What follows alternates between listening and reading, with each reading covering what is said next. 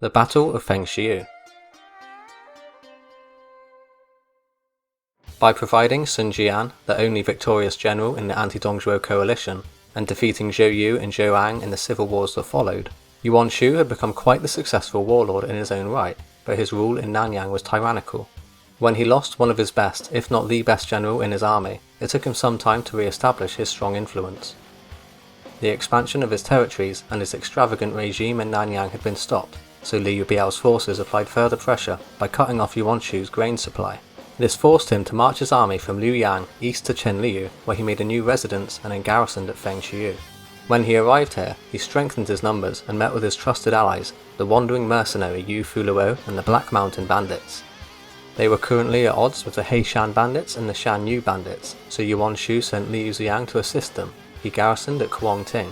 In the meantime, however, Cao Cao had his army at Zhuangcheng, just northeast of Fengqiu.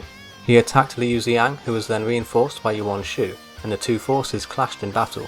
Yuan was badly defeated and fled back to Fengqiu, but the city soon came under siege. Before the siege was completed, Yuan Shu fled southeast to Xiangyi.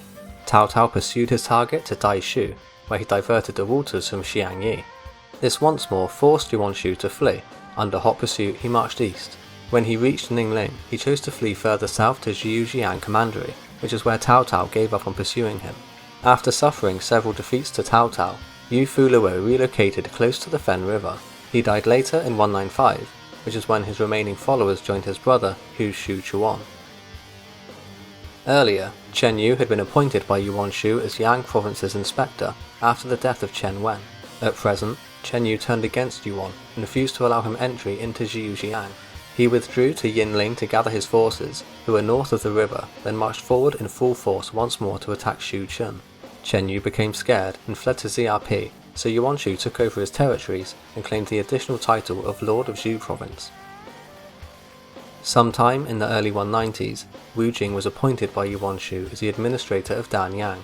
He had driven Zhou Xin from the area and met up with Sun Ce, the Wu family, and their followers at Shui County. Sun Jian's burial was held during this time, and Sun Ce raised a militia of a few hundred men.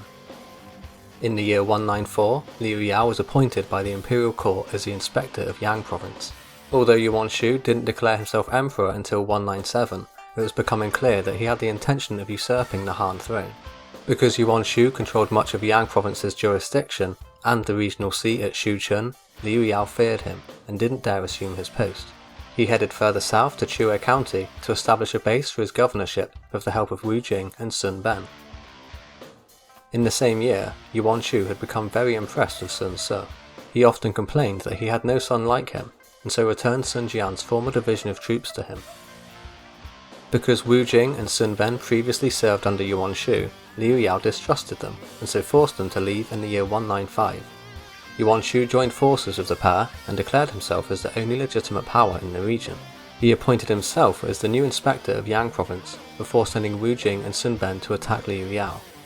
After they were unable to break down the defences for more than a year, Sun Ce requested to lead forces to assist them. If you enjoyed this video, don't forget to hit that like and subscribe button, and I'll see you next time.